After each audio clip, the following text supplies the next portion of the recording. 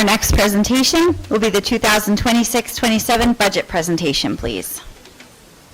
For the last couple of years, we have presented budget series to bring the community up to date on the process of developing a budget, the difficulties with balancing the budget, and some challenges that are unique to us here in Jefferson. We're beginning our budget series a bit earlier this year, and we are going to go over this evening the history of the district budget, as well as share the road ahead. We're doing this early to be transparent with the community, as well as increase community engagement in our advocacy efforts. So we desperately need the help of the community, and we need to mobilize and get together, work with one another, because there are truly strength in numbers. So here in Jefferson, over the last several years, we have had a decline in enrollment, and we have been impacted by a piece of legislation called S2, or Senate Bill 2. And what that attempted to do was to take money from the districts who were considered to be overfunded.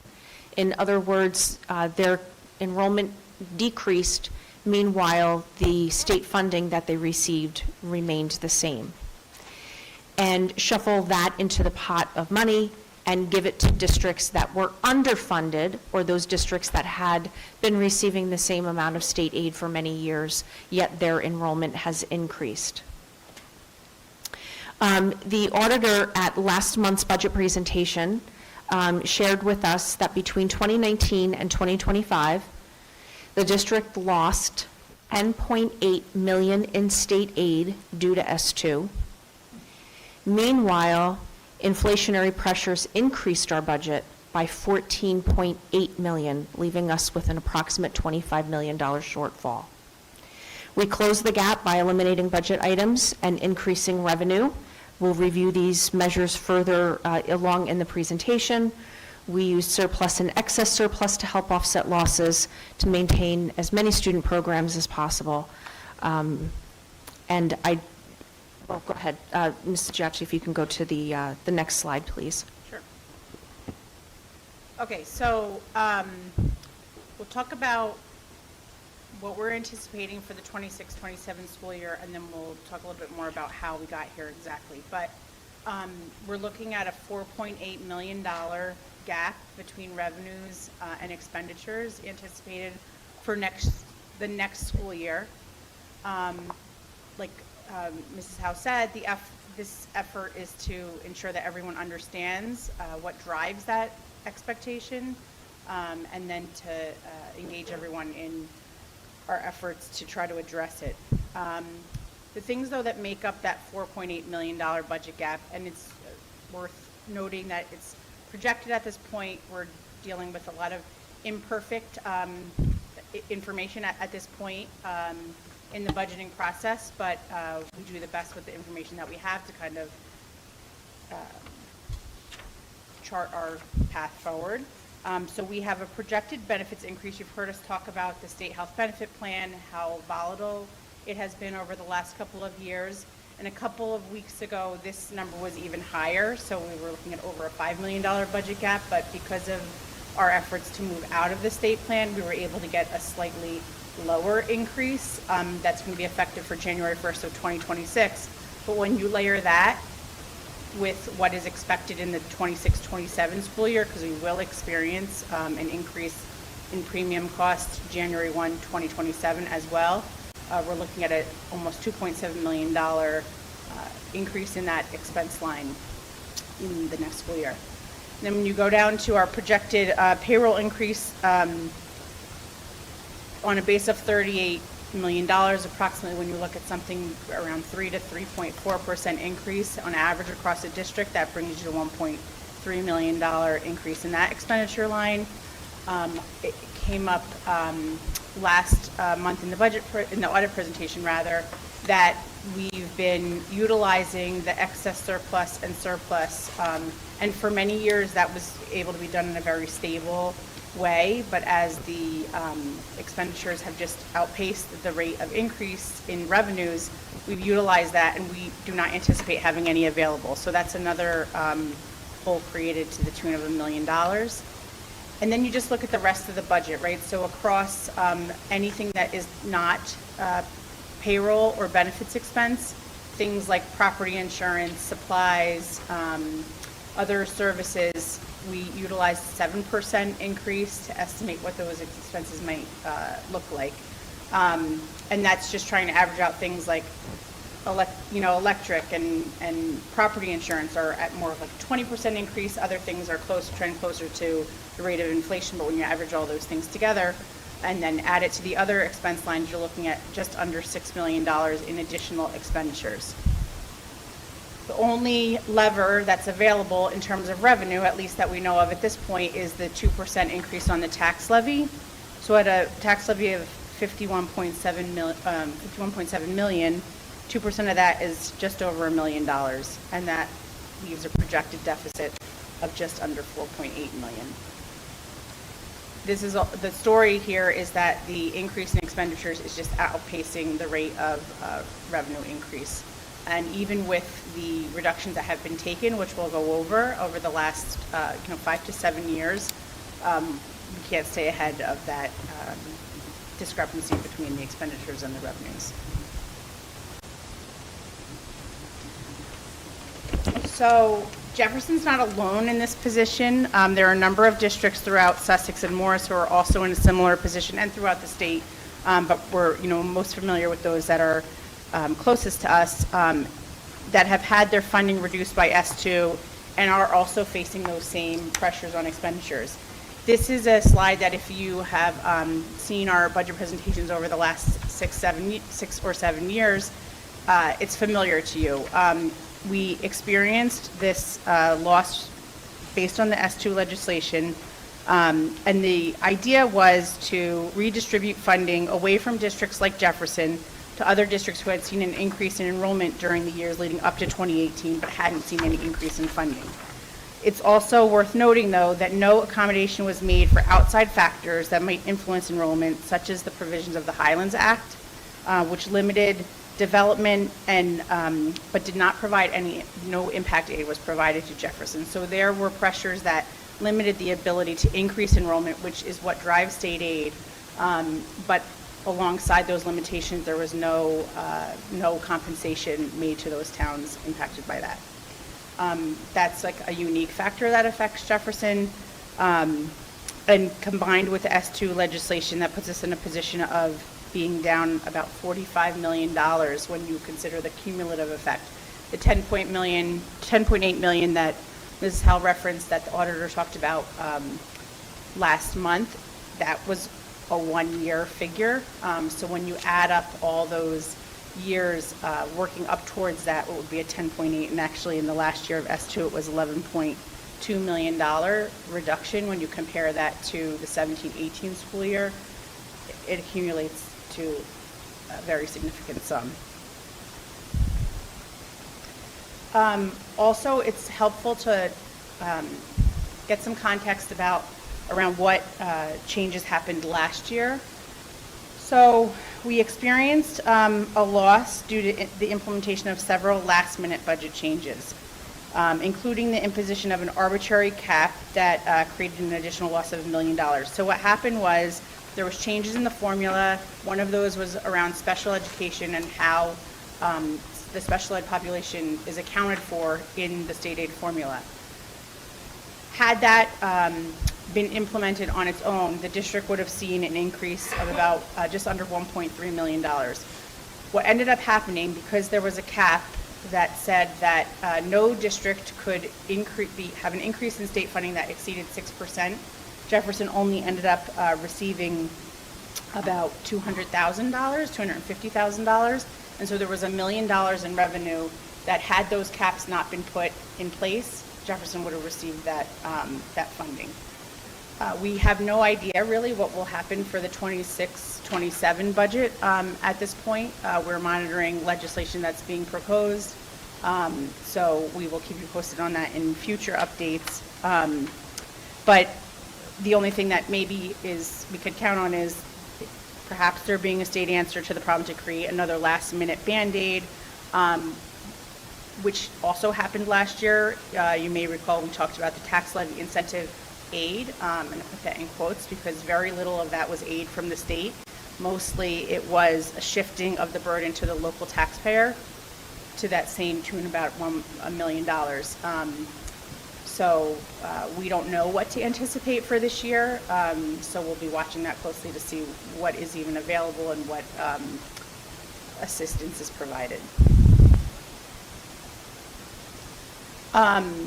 In terms of the actions that the district has taken, there's been many actions taken and implemented that have been very difficult. Since 2022, we've closed 2 schools. We anticipate selling the central office once we're able to obtain approval for that from the Department of Education. All of the changes that are noted here, things like user fees for athletics, extracurriculars, and parking, repeatedly moving in and out of the state health plan to seek savings, fully exhausting the capital and maintenance reserve.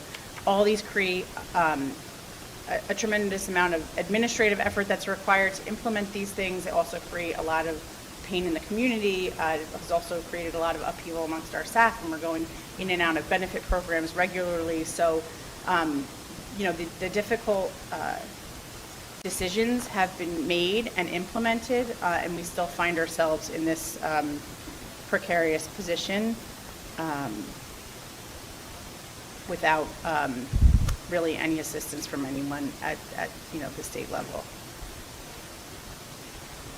So we've talked in the past about how staffing drives 70 to 80% of the budget, sometimes even more. And again, that's not a characteristic that's unique to Jefferson. That's consistent among all school districts. So that is, by and large, the lever that you have to pull when you're looking to achieve savings. It's not until you put it on a piece of paper like this that you kind of see the magnitude of year-over-year changes. Since 2019, 2020, when you add up all these numbers of staff that have been reduced, it's 110 positions.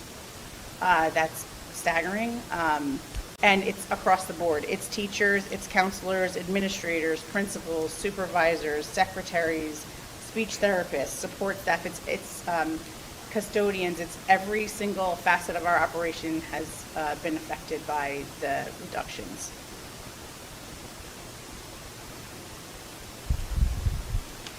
So we're left with this difficult position of having made severe, drastic cuts to our budget, trying to increase revenue, to close this approximate $4.8 million funding gap. And we keep saying approximately because that's what we're predicting. They could have a change to the state aid notice, and we could lose even more money in state aid. So this is what we're preparing for right now. I would just like to remind the board as well as the public that our budget is reviewed by an external auditor every year to look for areas that we can change, areas that might be mismanaged. We have had a clean budget audit for the past several years. So this is not due to mismanagement of funds. Like you're hearing a lot of school districts in the news where they are being cited for mismanagement of funds. This is not the case in our district. We also asked for representatives from the New Jersey Department of Education to come in and to take a look at our budget to provide any kind of insight that they could with regard to where else could we possibly cut. So when we met with them, Mrs. Giacchi and I were told that in order to balance the budget moving forward, that we needed to eliminate all items in the budget that are not tied to a thorough and efficient education. So after receiving the definition of a thorough and efficient education from the state, they define that as teaching the New Jersey student learning standards, and that is it. that is the definition of a thorough and efficient education.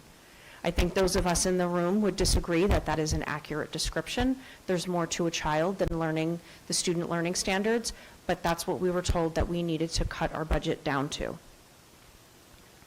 So the list that we're going through tonight and these items that are on the table are simply what would be needed to balance the budget at this time.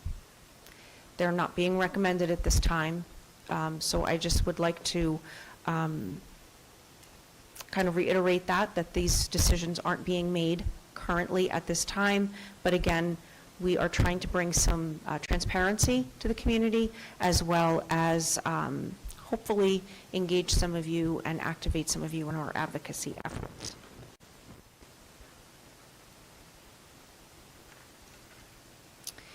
The New Jersey Department of Education had said that class sizes of around 30 students would be an appropriate class size to maintain. If we increased class sizes in K to 6, class sizes would rise to approximately 33 students per classroom for a potential savings of about $1 million or 10 full-time equivalents. So 10 full-time staff members. Thank you, Mrs. Poulos. We would reduce for instructional staff at different levels across the district. We would eliminate the gifted and talented program at the intermediate school and eliminate all basic skills instruction. That would be 9 teachers that would be reduced from the budget.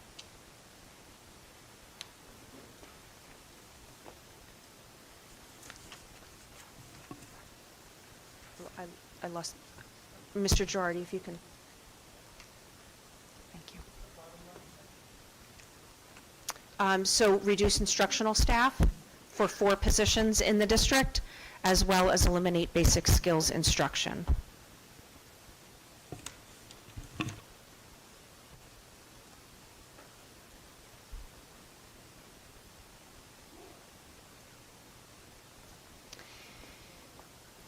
The elimination of all high school athletics from varsity, JV, and freshman, so all the way down the levels.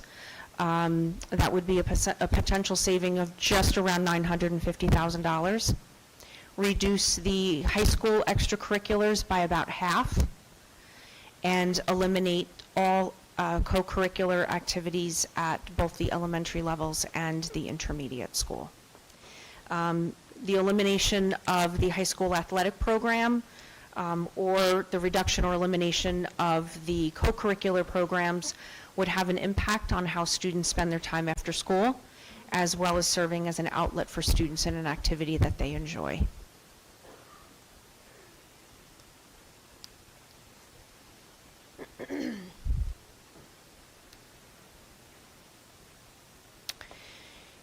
We would need to, again, this is in order to balance the budget, we would need to reduce counseling services. Only 1 school counselor would remain for 3 elementary schools, and the intermediate school would go from 4 counselors to 2 counselors.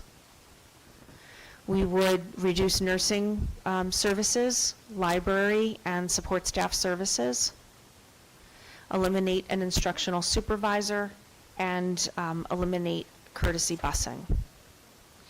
The reduction of the nursing, library, and support services would be detrimental to the student's social, emotional, and physical well-being. Our supervisors play a pivotal role in our district. They monitor curricular changes, provide instructional staff with support, and conduct a large number of our evaluations in the district. And this past Friday, some of you might have been driving by as we were walking down East Shawnee Trail. We modeled what it would look like for our young students to walk to Stanlick School. We videotaped that with hopes that our local and state legislators would realize that the elimination of courtesy busing is not at all safe.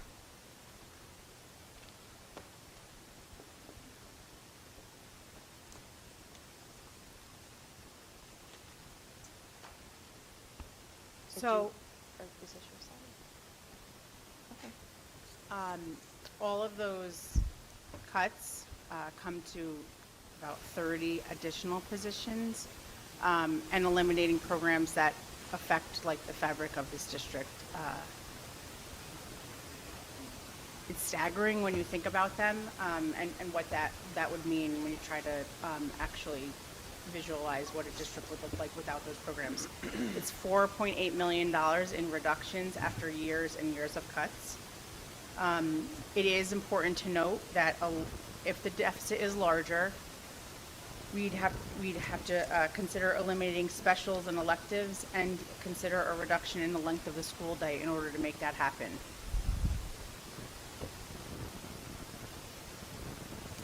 So moving forward, if things remain as they stand, the board has one of three options. The first option would be to make the cuts. This would change our district's educational programs and service and have a huge impact on our school system, and ultimately have a huge impact on our students. The second option is to hold a special election to raise the tax levy beyond the 2% cap. It would preserve the programs, but it would increase the tax burden on the community. Also, if the special question or questions do not prevail in the election, those budget items cannot be included in the following year's budget. That is not permissible under the law. So for example, if we had a question, is the community willing to keep courtesy busing and raise the tax impact, and that question was voted down, we are required by law to eliminate courtesy busing. So it is a risk for all of the things that we presented with you tonight. The third option is to submit an unbalanced budget. This would result in a state-appointed monitor that would be signed to Jefferson. This is a little bit uncharted territory. To my knowledge, most of the, if not all of the districts that have been assigned a state monitor have been assigned one due to mismanagement of funds. I want to reiterate that is not the case in Jefferson. So it would really truly be uncharted territory for us moving forward. Historically, monitors would mandate the board to make cuts, sell property, and reconfigure districts. We've already done all of those things, so we are out of those options that the state monitor can choose from. They've also increased the tax levy above the 2% cap. They've made cuts and they've issued a loan to districts that require the districts to pay that money back. I'm not really sure how that would work because our budget deficit is going to continue to get larger and larger and larger, and I'm not sure how the district would be able to pay back a loan when we're faced with considering the cuts that we presented this evening. Yes, there is a cost to the monitor. I'm not sure. I did hear a quote that someone said it was about $100,000. So we can't balance the budget. We're having difficulty. We're in financial distress. Please come help us and charge us. Closer to 200 because you have to 200. cover their full salary. Okay. Thank you. Yeah, that's per year. So you would pay their full salary for as long as they're required to monitor your district. So all of that is terrible, obviously. And in trying to figure out, like, so what do we do about this? The board, the administration, the community, we've made a lot of efforts in the past to try to get some attention paid to the issues that Jefferson has been facing and continues to face. The cuts that have been discussed are dramatic. They'll have a devastating impact on our schools and the community. So we need to work together. We're asking for your help to try to get some attention on our district.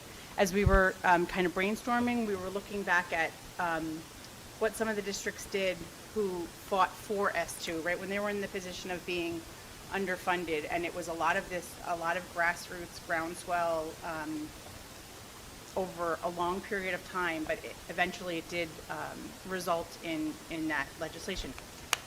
I'm certain the intention was not to create the same thing, the same type of situation in districts like ours, but that's what has happened.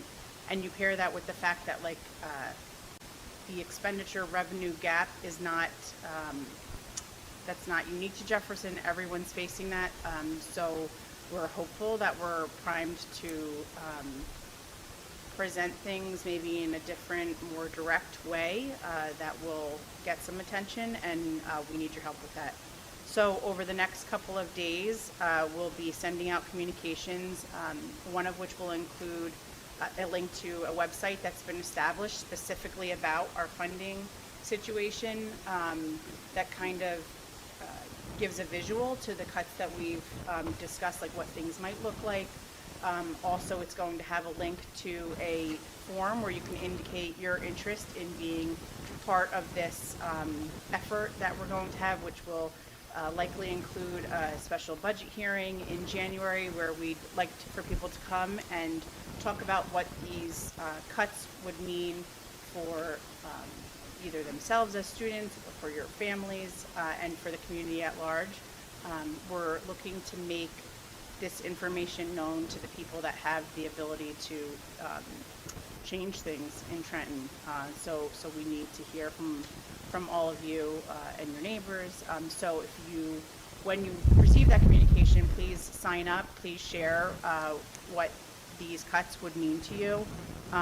And we'll also be sharing any other events that we end up planning that are focused on increasing the attention on what Jefferson faces if something doesn't change pretty dramatically.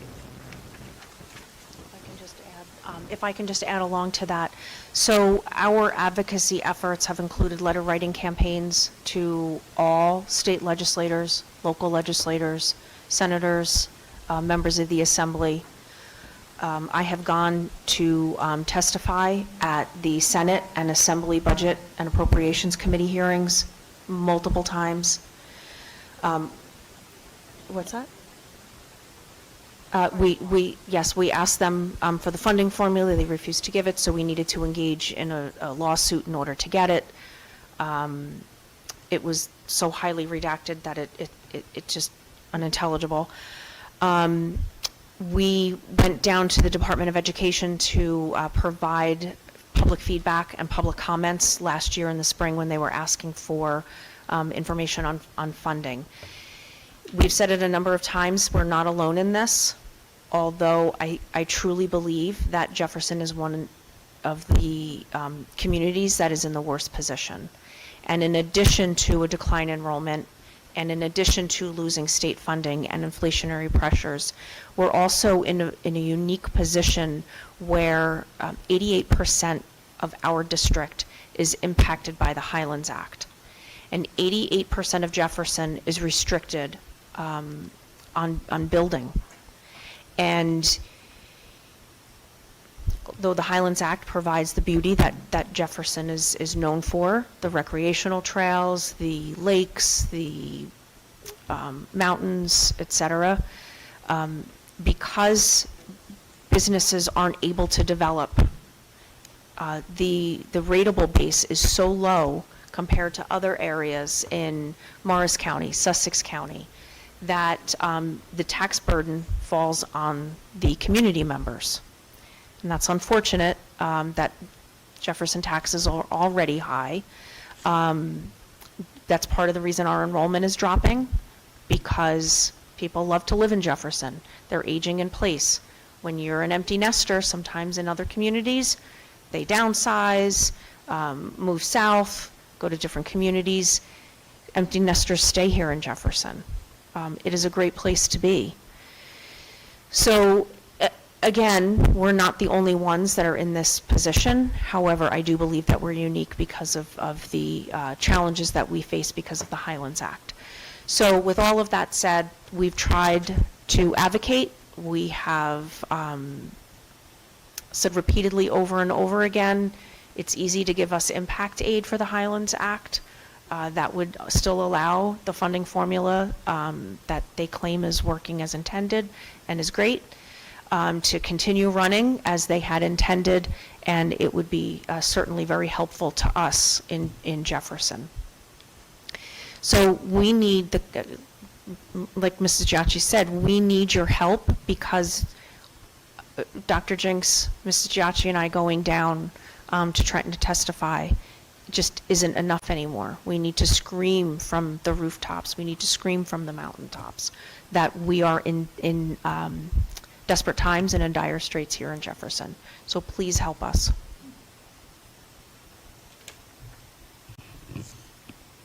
Do any board members have questions on the budget presentation?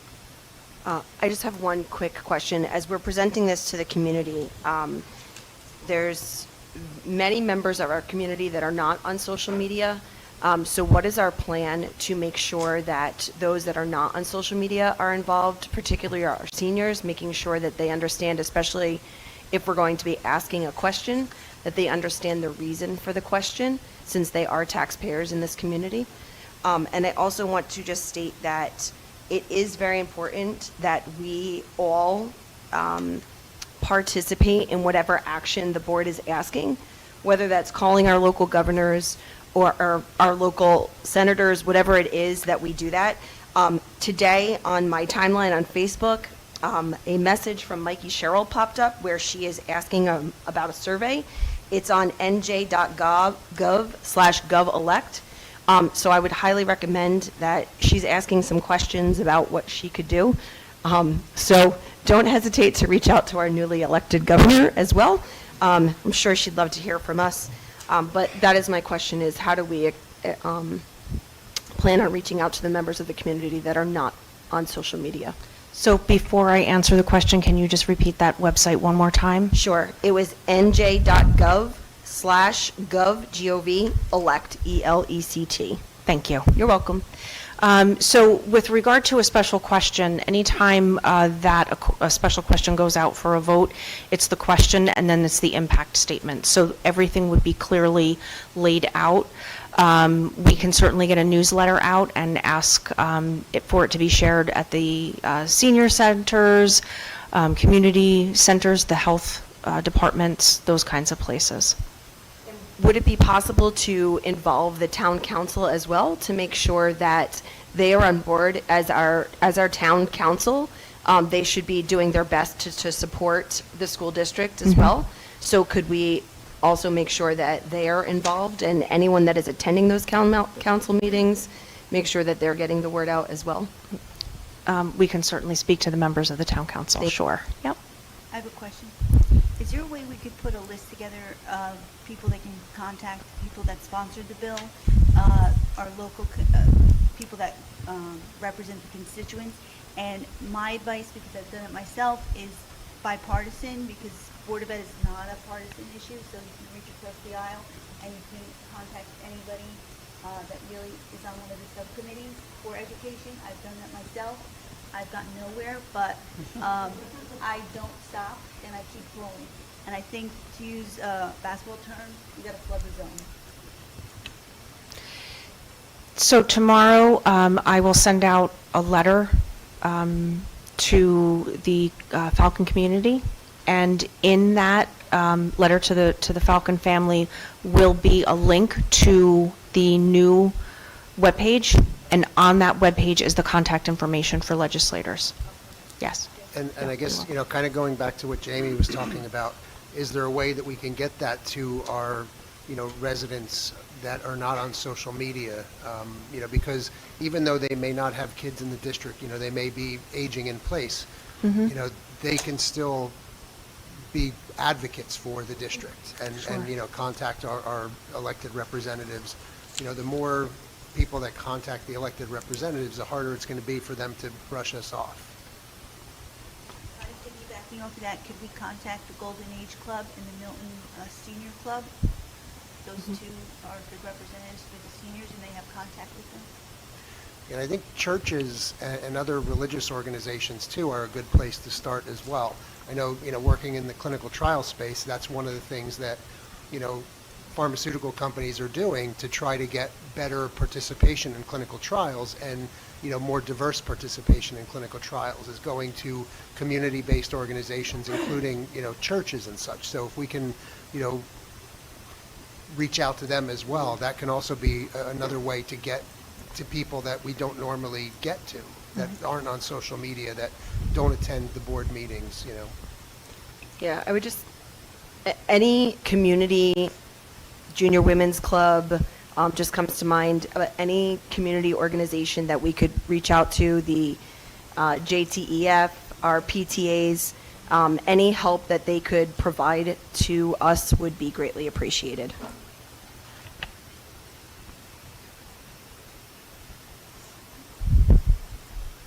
Anyone else?